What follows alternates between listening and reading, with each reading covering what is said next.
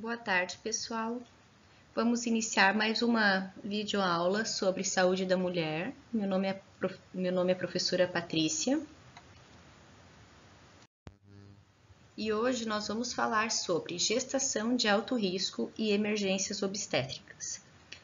Assim, vocês como técnicos em enfermagem, vocês não precisam aprender sobre todas as emergências obstétricas e todas as gestações de alto risco, porque é um nível de especificidade grande para vocês, que quem vai ter que aprender mais profundamente é quem for trabalhar com isso depois na vida profissional, né? Quem for trabalhar com maternidade, quem for trabalhar em alojamento conjunto, principalmente quem for trabalhar num setor de emergência, numa maternidade ou um centro obstétrico. Eu vou dar uma pincelada de cada doença para vocês, de cada intervenção. Vou falar um pouquinho dos cuidados de enfermagem que vocês têm que ter, porém é uma portinha que eu estou abrindo para que vocês possam pesquisar mais, para quem tiver interesse, quem quiser seguir nessa área, tá? Lá no final, nas referências bibliográficas, tem o documento que eu me baseei. É um material do Ministério da Saúde. Eu selecionei as principais condições clínicas que acontecem na maternidade na época que eu trabalhei.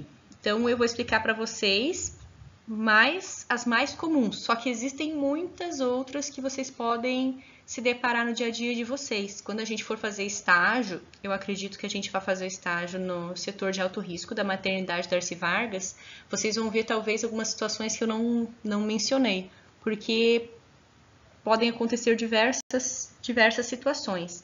Porém, é só uma portinha para vocês, que vocês podem abrir e no futuro pesquisar mais sobre isso. Se tiverem alguma dúvida, já vão anotando para a gente conversar depois na videoconferência, tá? Se não entenderem alguma coisa, se não ficar claro.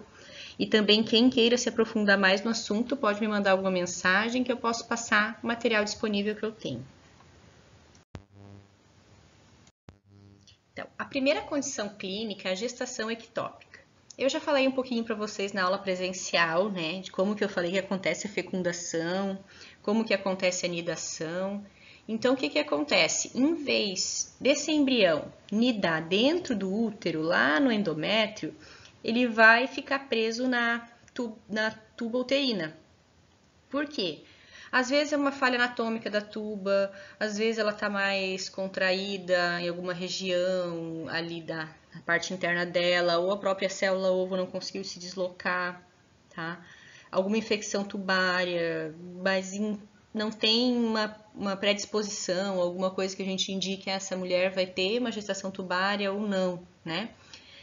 No caso da tubária, a gestação ectópica, ela pode ser ela em qualquer lugar que não seja ali no endométrio ou no fundo do útero, né? Então, se acontecer uma gestação aqui, por exemplo, no colo do útero, também vai ser uma gestação ectópica. Elas são gestações inviáveis, não tem como salvar esse embrião. E se não ocorrer uma cirurgia ou um tratamento clínico, caso seja muito pequenininho ainda, essa mulher pode ir ao óbito por hemorragia.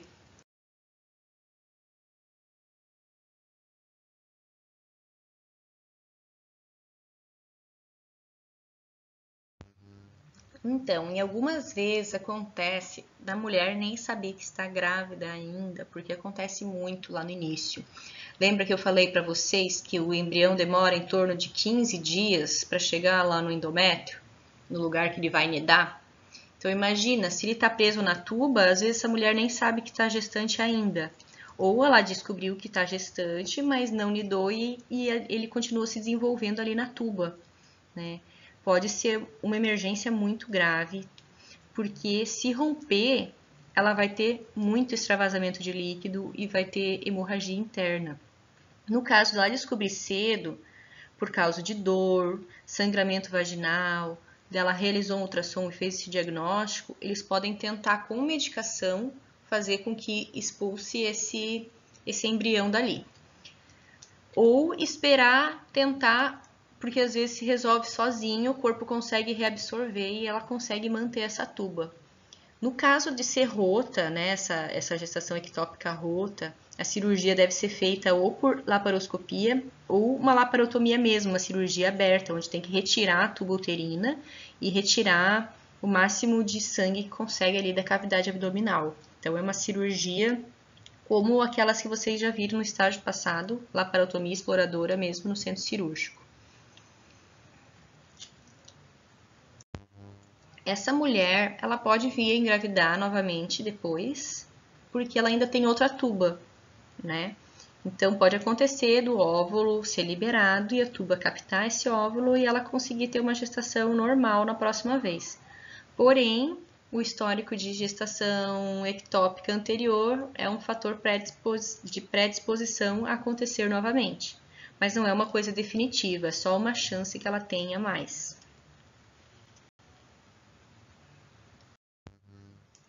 Descolamento prematuro de placenta. Então, gente, imagina o que eu falei para vocês já nas outras aulas, que a placenta ela é o órgão responsável por manter a oxigenação desse feto e também de retirar essas substâncias do metabolismo do feto, onde a mãe vai filtrar no rim dela e vai eliminar pelo corpo dela, né? Se a placenta descola, esse bebê vai ficar com comprometimento de oxigênio, de nutrientes, entre outros, né? Porque não é o cordão umbilical, é ligado na placenta, que daí é ligado no útero da mãe, que vai estar fazendo essas trocas de substâncias. Então, dependendo do grau do descolamento, se ele for só pequenininho, às vezes descobre já no começo da gestação, se ele for só um pouquinho, um pedacinho da placenta, ele não vai influenciar na formação desse feto. Porém, dependendo do grau de severidade dela, quanto mais descolado estiver, mais grave vai ser para o feto e para a mãe. Como, por exemplo, ali, ó, no grau 3, essa mulher pode vir a óbito também, além do bebê, por causa de hemorragia. Então, é uma emergência grave em obstetrícia, né? Então, descobrindo esse descolamento de placenta no começo, através de ultrassom, o médico obstetra vai indicar repouso absoluto para que esse descolamento não fique maior com o passar das semanas gestacionais, tá? No grau 2 e 3 já pode ser mais complicado. Se durante o parto acontece um descolamento de placenta, esse feto tem grandes chances de morrer, porque ele vai ficar sem oxigenação ali dentro do abdômen da mãe.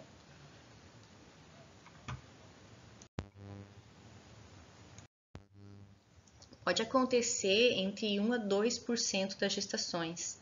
É uma das complicações obstétricas que mais tem desfecho negativo, né? Porque aumenta muito a morte tanto do feto quanto da mãe, por causa de hemorragia e por causa da hipóxia do feto dentro do abdômen.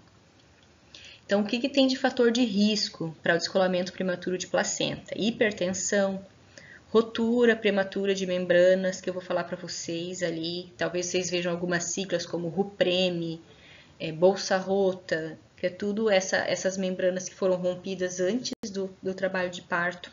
Cesárea prévia, tabagismo, idade materna avançada.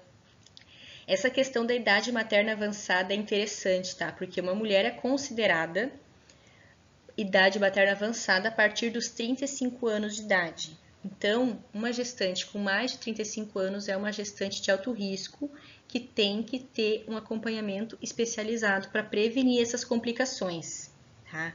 O que a gente vê hoje, atualmente, é uma grande tendência das mulheres engravidando mais tarde, a partir dos 35 anos.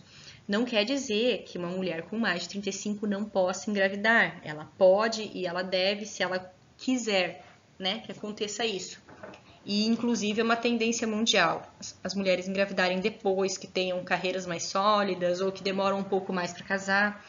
Porém, é importante ter esse acompanhamento por causa dessas predisposições a complicações obstétricas, tá? Então, é uma gestação de alto risco, uma mulher com 35 anos ou mais. É lógico que quanto mais saudável essa mulher for, menos chance de risco, né? Menos risco ela vai ter para gestação. Porém, tem que acompanhar de perto. O uso de drogas, com certeza, né? Cocaína, crack também é um fator predisponível. Condições que causem sobredistensão uterina, quando faz o útero ficar muito distendido, polidrâmino, gestação gemelar. Então, Polidrâmino é quando tem muito líquido dentro dessas membranas ovulares, tá? Algumas condições clínicas fazem com que fique com muito líquido dentro das membranas, fazendo com que o útero fique muito distendido, né? Isso pode fazer uma predisposição a essa DPP e também outras condições. Gestação gemelar, né? Gestação múltipla, por quê? Vai ter muito mais volume de feto ali dentro do que se fosse uma gestação única, com um feto único. Uma das principais causas de descolamento prematuro de placenta é o trauma automobilístico. Então, batida de carro, acidente de carro e a desaceleração também. Então, às vezes, não foi a batida em si, porém uma desaceleração muito grande, né? Como evitar um acidente na BR, por exemplo, reduziu de 120 para 40. Não chegou a bater, mas essa desaceleração pode causar esse descolamento de placenta. DPP em gestação anterior e amniocentese ou cordocentese, que são procedimentos que fazem intraútero, para fazer algum diagnóstico ou fazer algum procedimento que seja necessário. Então, outra complicação obstétrica que existe, e uma emergência obstétrica bem grave, é a rotura uterina. O que acontece? É o rompimento do útero, que acontece geralmente no final da gestação ou durante o trabalho de parto.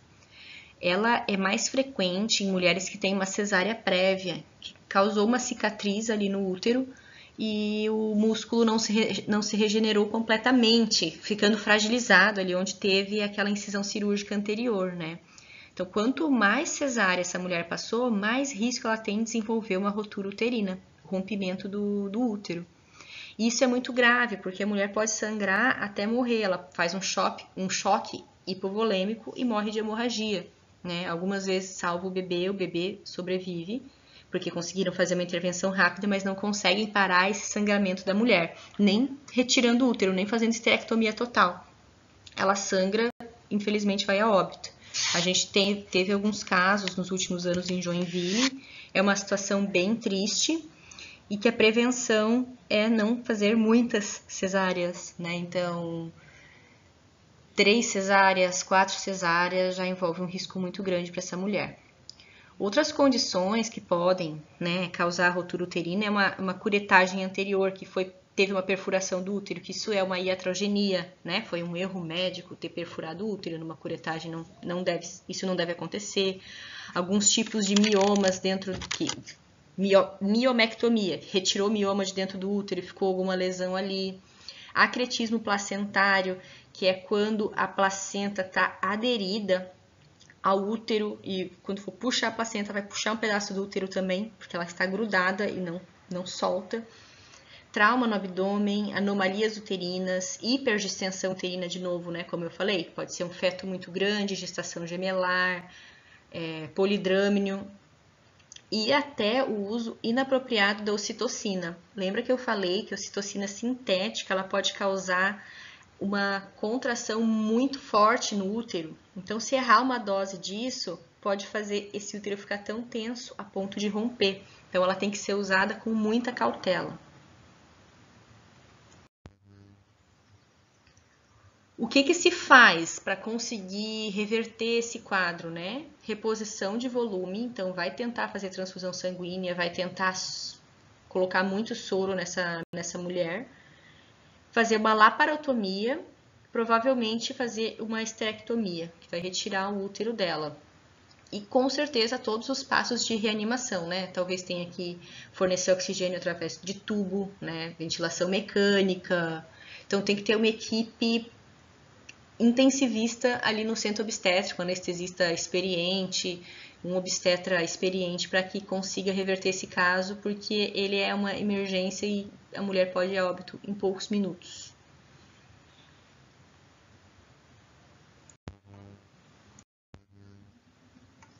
Então, esse aqui é ruptura prematura de membranas ou amniorrex prematura.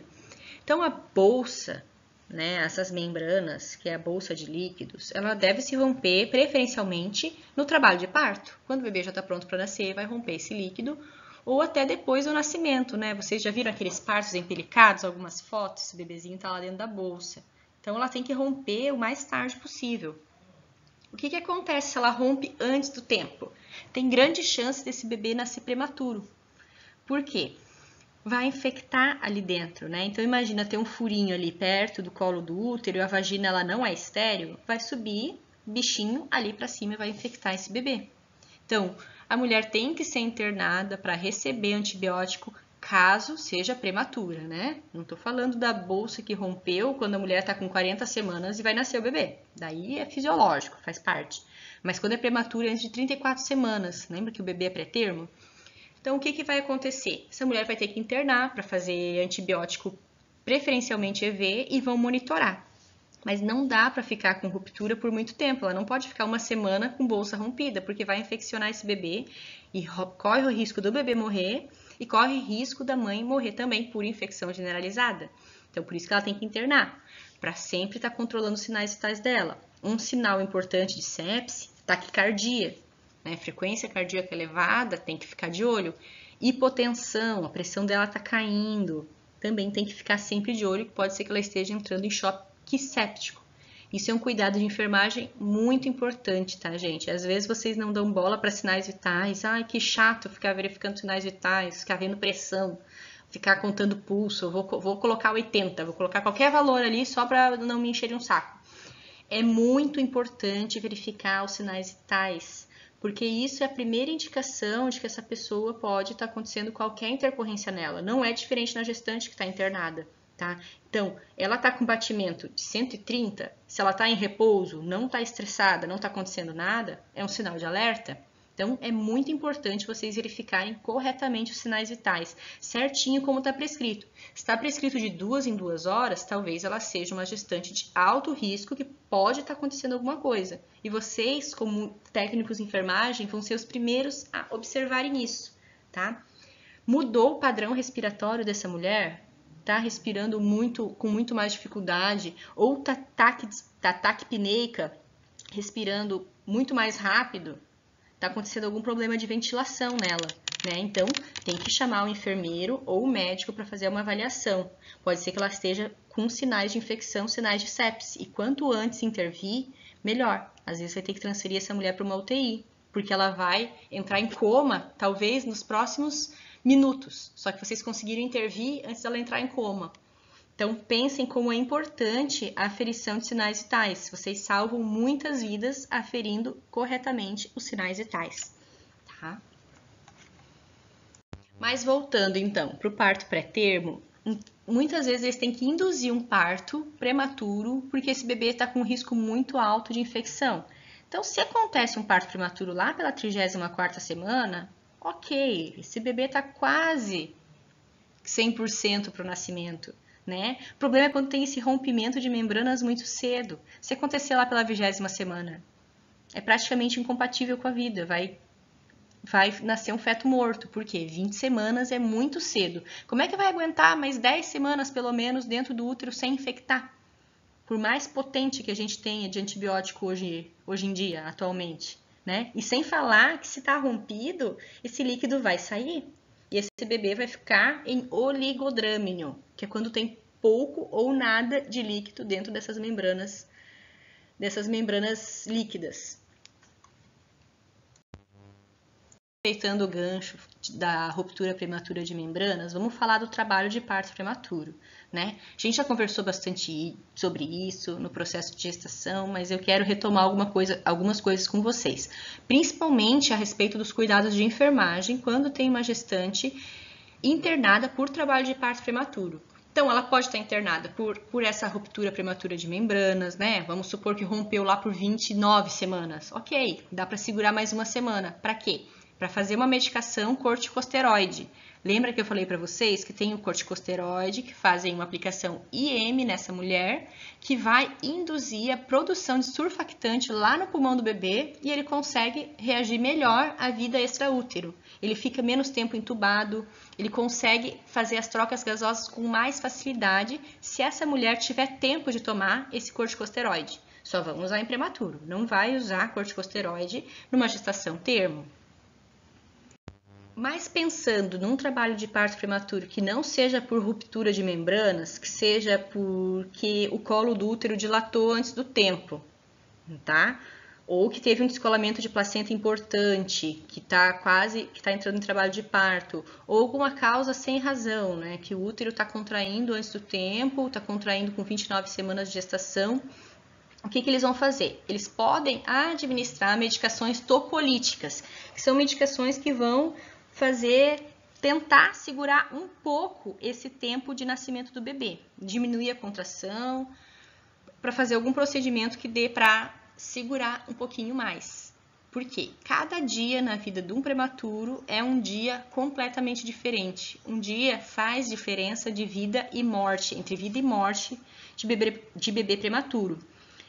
E muitas vezes também eles utilizam essa medicação tocolítica para fazer o transporte dessa mulher em trabalho de parto. Porque em Joinville a gente tem bastante leito de UTI neonatal, mas geralmente está lotado. Geralmente tem muito bebê internado lá. Às vezes vai ter que transferir, por exemplo, para outro hospital. Quero pagar um hospital particular, tenho dinheiro, estou lá na Darcy Vargas, mas eu quero ir para a Unimed, eu posso pagar. Vai ser transferido dentro da barriga da mãe. É muito melhor transferir um bebê dentro da barriga da mãe do que numa incubadora de transporte, onde ele está sujeito a trânsito, está sujeito a se mexer, a se movimentar e fazer uma ruptura de vaso. Lembra que eu falei que os vasos sanguíneos do bebê e as artérias são muito sensíveis, que qualquer mexida pode dar uma hemorragia? Então, transporte dentro da barriga da mãe é sempre mais seguro. Falando de gestante que não tem dinheiro, que é a maior parte das brasileiras, né? Talvez ela tenha que ser transportada para uma outra maternidade, uma maternidade de referência. Por exemplo, não tem vaga em Joinville, vai ter que ser transferida para Mafra, ou vai ter que ser transferida para Tubarão, algumas vezes para Xanxerê, que fica a mais de 500 km de distância. Então, esse bebê tem que estar dentro da barriga da mãe para fazer o transporte. Então, eles administram essa medicação para conseguir segurar o máximo de tempo possível para poder fazer o transporte e esse bebê consiga nascer na maternidade de referência que tenha um atendimento neonatal com tratamento intensivo, que seja a UTI neonatal. O que pode, causar um parto prematuro? Fatores de risco, então. Parto prematuro prévio, então aquela mulher que já teve um prematuro antes tem mais chance de acontecer de novo depois. História materna de aborto espontâneo. O comprimento cervical menor que 3 centímetros, então é um colo que é curto, que é fino. No caso, ele já é fino anatomicamente. Baixo nível socioeconômico está relacionado à prematuridade. Idade materna muito nova, abaixo de 15 anos ou acima de 40 anos. Complicações maternas, às vezes é uma mãe que tem alguma cardiopatia, é uma mulher hipertensa, que ela tem condição clínica antes da gestação. Ou ela pode ter uma condição clínica obstétrica também, como DPP, descolamento de placenta, a ruptura das membranas. Muita atividade física para aquela mulher que não fazia muita academia antes e resolve fazer crossfit depois que está grávida, Isso é muito grave. Então, tem que ter... Essa mulher pode fazer atividade física, mas de preferência com um profissional capacitado indicando o que ela pode fazer de acordo com o físico que ela já tem anterior, A preparação física prévia dela. Tabagismo, cocaína, falta de pré-natal, altíssimo estresse, gestação múltipla. Então, o gemelar tem grande chance de nascer um pouquinho antes do tempo, Trigemelar, então, nem se fala. Crescimento intrauterino restrito, que eu vou falar para vocês lá depois, que é restrição de crescimento, anomalias congênitas, polidrâmino, ruptura prematura das membranas, descolamento de placenta, presença de DIU. E essa presença de DIU aqui, ela, por incrível que pareça, eu já falei que tem alguns casos que as mulheres engravidam mesmo com DIU por causa daquela taxa minúscula de falha que tem, porém elas podem engravidar e isso com certeza vai predispor a um trabalho de parto, porque pode romper essas membranas, antes do tempo.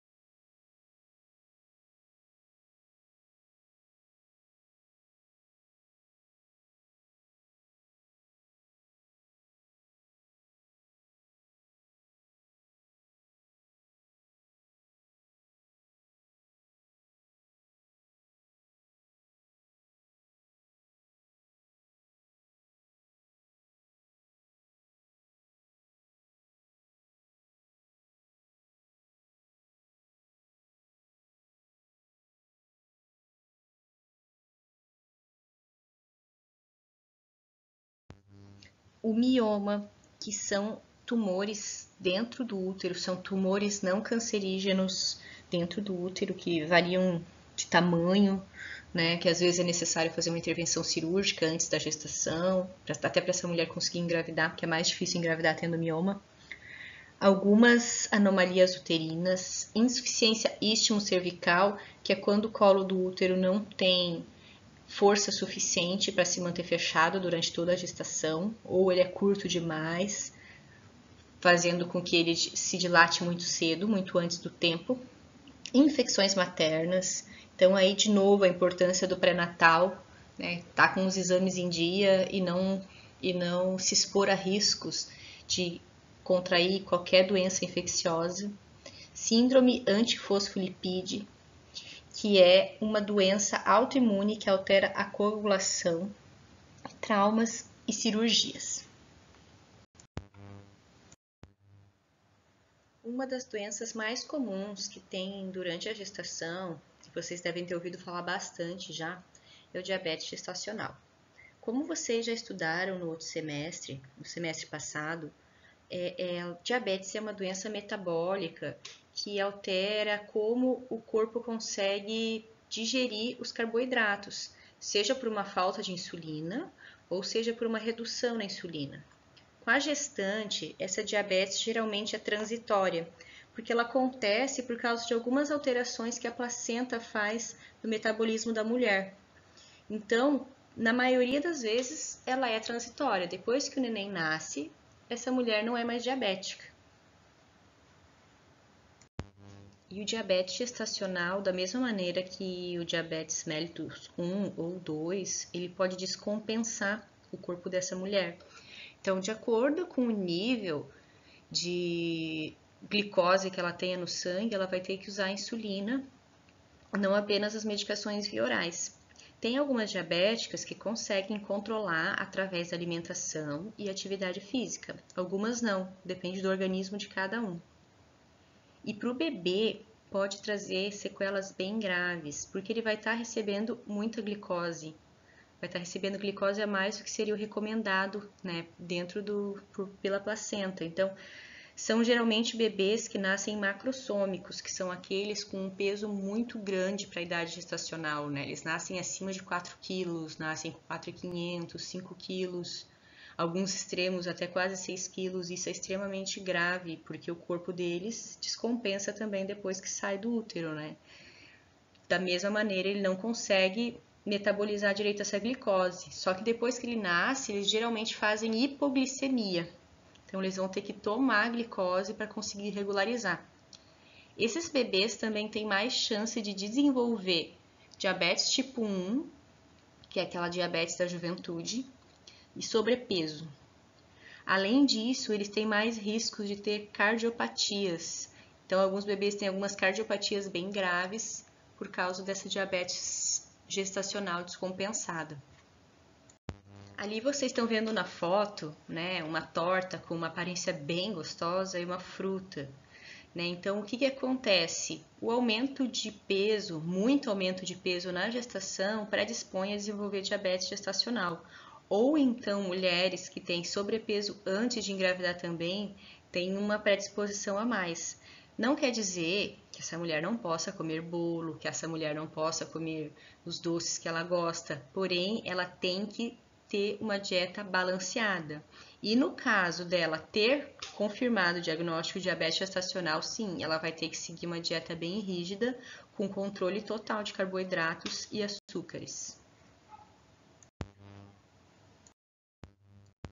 Então, essas gestantes, elas têm que ter um pré-natal, um acompanhamento de perto de alto risco, com uma equipe multidisciplinar presente. Então, vai ter um obstetra, de preferência especialista nisso, né? Tem que ter um nutricionista e, de preferência, também um educador físico que possa orientar ela em exercícios, que ela possa executar com segurança, que ela não vá se machucar também, né? E que não predisponha a nenhuma complicação durante a gravidez, mas que ela possa conseguir metabolizar melhor essa glicose.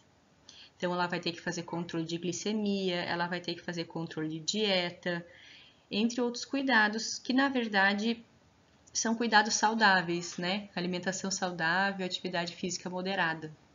Aqui tem uma fotinho de um bebê que nasceu com quase 6 quilos. Aqui tem o link para quem quiser ver a reportagem. Então, alguns bebês nascem assim e por mais que possa parecer fofinho, não é, porque eles têm uma saúde bem frágil. Eles têm que ser internados na UTI neonatal. Vocês estão vendo aqui, ó, esse branquinho é um catéter umbilical que esse bebê está recebendo glicose. Ele tem que receber glicose porque senão eles fazem hipoglicemia. Se não for revertida essa hipoglicemia, eles entram em coma, podem morrer. Então é uma coisa que é bem grave e é um pré-natal que tem que ser acompanhado muito de perto. Porém, se essa mulher consegue seguir todas as recomendações, se precisar tomar medicação, tomar certinho, conseguir fazer a dieta e conseguir fazer a atividade física recomendada, na maior parte das vezes o desfecho é favorável. Esse bebê não chega a pesar muito mais do que 4 quilos. Algumas vezes eles nem passam dos 4 quilos e muitas vezes eles não precisam nem fazer essa correção de glicemia. Então, casos em que o bebê fica macrossômico e que o bebê fica descompensado, geralmente é quando essa diabetes da mulher está descompensada também. Muitas vezes ela não descompensa porque a mulher comeu coisas que não deviam. Às vezes o corpo dela é muito resistente a tratamento de dieta e até ao tratamento medicamentoso, tendo que usar uma dose muito alta de insulina. Então, isso é variável de mulher para mulher, de gestação para gestação, inclusive. Vamos falar um pouquinho, então, sobre DEG, que são as doenças hipertensivas específicas da gestação. Elas são divididas na hipertensão crônica, que é aquela mulher que já é hipertensa antes de estar grávida, a pré-eclâmpsia, a eclâmpsia e a síndrome de HELP. Então, o que acontece? Eu já falei para vocês que numa hipertensão a artéria fica muito contraída e não passam os nutrientes adequados para o bebê intraútero. Lembram que eu falei que dele pode ter restrição de crescimento ou falha de nutrientes? Em casos muito graves, não passa nada nesse cordão umbilical e tem que fazer uma cesárea urgente, porque esse bebê já vai ter falta de oxigênio, já vai ter falta de glicose, já vai ter falta das substâncias para ele se manter vivo ali. Então, todas essas doenças hipertensivas, elas podem trazer essa sequela para o bebê. Além disso, quanto mais avançada elas estão, pior é para essa mãe, porque predispõe a mais risco de hemorragia.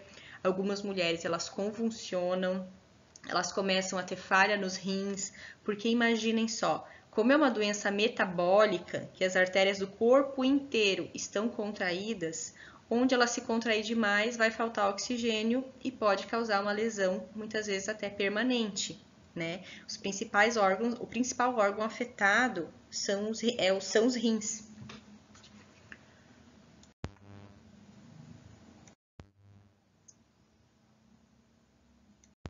Então, pensando nesse ponto de vista, a mulher que é hipertensa, ela já é uma gestante de alto risco, porque ela já vai ter comprometimento ali na passagem de nutrientes para o seu bebê. Então, ela é uma mulher que vai acompanhar alto risco, que talvez tenha que fazer ajuste da sua medicação, que vai ter que controlar o ganho de peso, né? Porque ganho de peso aumenta a pressão arterial da pessoa, então ela vai ter que controlar o peso e fazer o acompanhamento no alto risco, acompanhamento nutricional e acompanhamento obstétrico. A pré-eclâmpsia é a forma mais leve dessa hipertensão.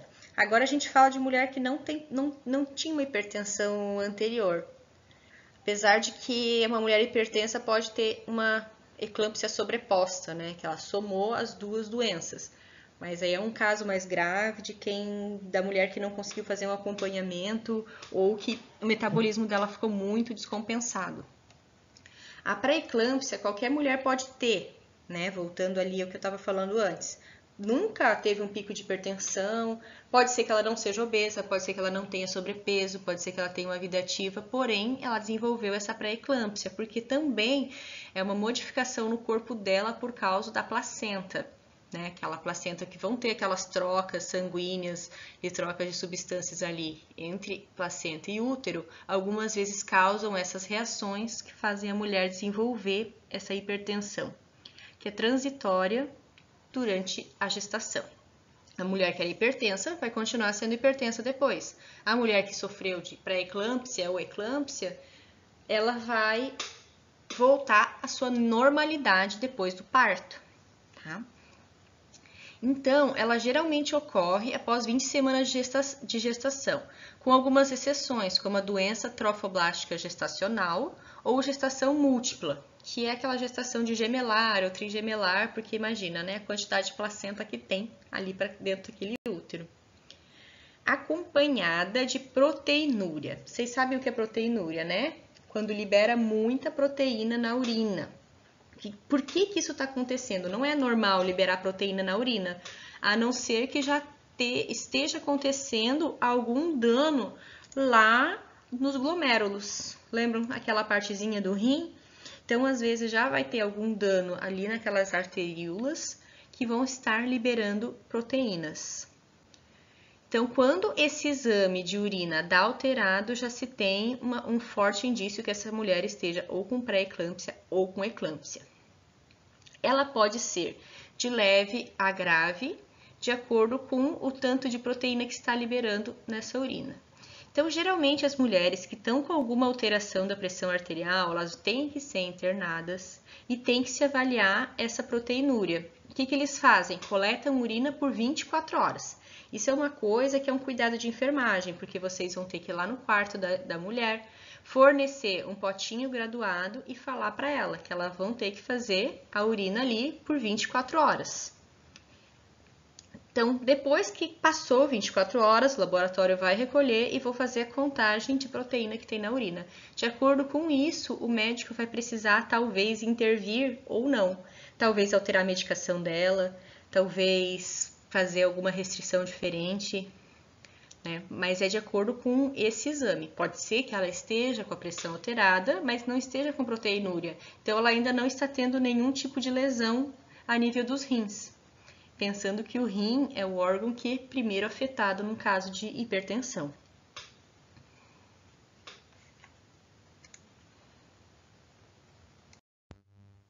A eclâmpsia, então, já é a consequência da pré-eclâmpsia. Quando essas alterações das artérias já estão no cérebro e a mulher chega a ter convulsões, ou ela pode até entrar em coma por causa desse quadro hipertensivo. Nesse caso, não tem o que fazer a não ser a interrupção da gestação. Ah, mas se ela tiver com 20 semanas, vão ter que tirar o bebê, porque tem que tirar essa placenta dentro dela, porque senão morre mãe e morre bebê, tá? Então, assim, felizmente, ela aparece um pouco mais pro final da gestação, ou pelo menos quando esse bebê ainda tem alguma chance, né? Já tem mais de 24 semanas.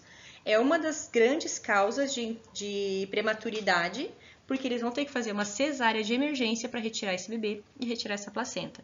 Só assim consegue romper o quadro de convulsão da mãe. Lógico que eles tentam antes algumas medicações, principalmente o sulfato de magnésio, que é um protetor neurológico. Quando a gente for fazer estágio, vocês vão ver que muitas mulheres vão estar sulfatando, que eles falam.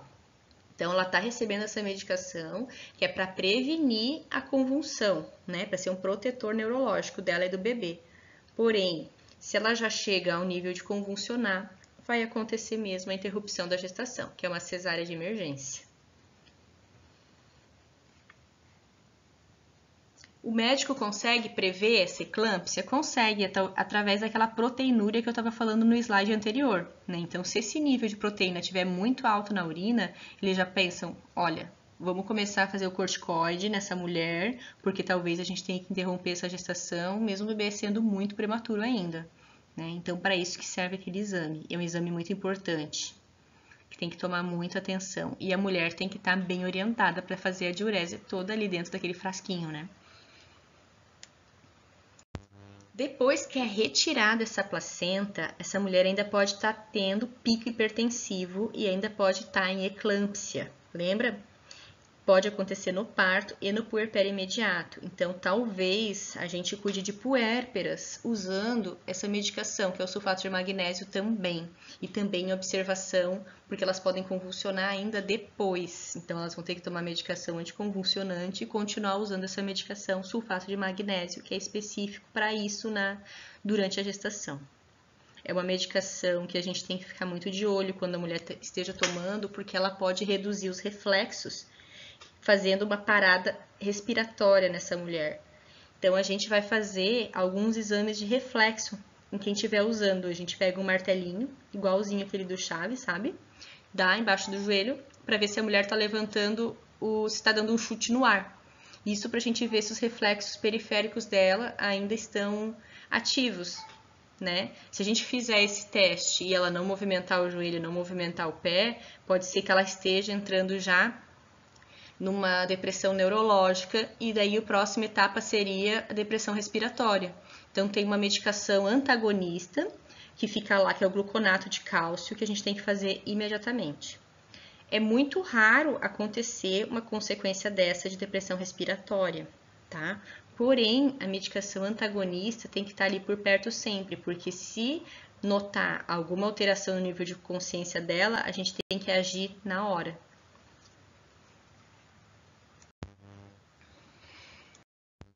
E por último, das síndromes hipertensivas da mãe, nós temos a síndrome de HELP, que ela em obstetrícia, é o agravamento dessa pré-eclâmpsia e dessa eclâmpsia.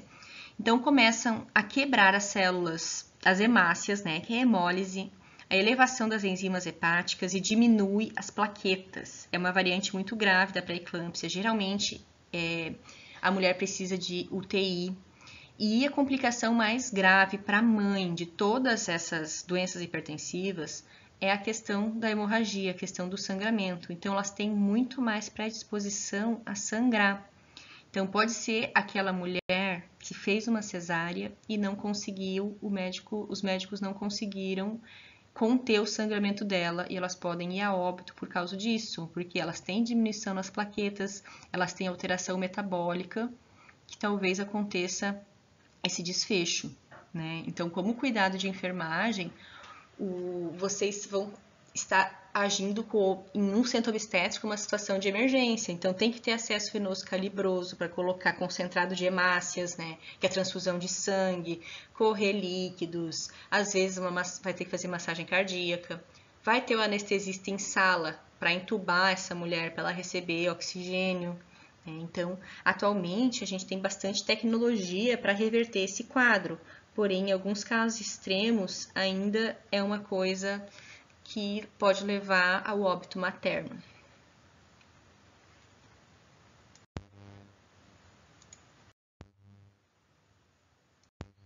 Então, eu já falei para vocês nos outros slides, né, a restrição de crescimento fetal, esse RCIU, talvez vocês vejam bastante, é o bebê que não recebeu tanto nutriente necessário e ficou um baixo peso, ficou um PIG, pequeno para a idade gestacional, porque ele teve limitação dos nutrientes que ele recebeu, né? As principais causas são realmente as doenças hipertensivas dessa mãe, tá?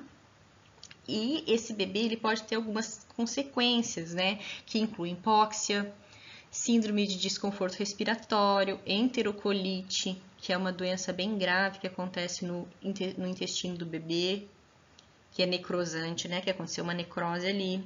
Retinopatia da prematuridade, que pode fazer esse bebê até perder a visão, ficar cego. Infecções e hipoglicemia. Então, restrição de crescimento acontece também naquela mulher que é tabagista extrema. Alguns casos de infecção materna podem causar isso. Então, é um bebê que é pequenininho demais. Então, a gente tem que ver que não é bom ter um bebê macrossômico, né, que tem um peso muito grande, acima de 4 quilos. Porém, um bebê muito pequeno, ele tem um desenvolvimento atrasado também, porque ele estava literalmente sem os nutrientes necessários durante seu desenvolvimento. Como que a gente trata um bebê com restrição de crescimento? Então, se ele estiver recebendo quase nada de nutriente, vai ter que interromper a gestação para retirar ele, para ele conseguir sobreviver extraútero. Depois do nascimento, de acordo com o peso que ele tem, se for um bebê de 1.500 gramas, por exemplo, ele vai receber leite via sonda da mãe ou de alguma doadora, ou em alguns casos de fórmula, caso não tenha disponibilidade de leite humano, né?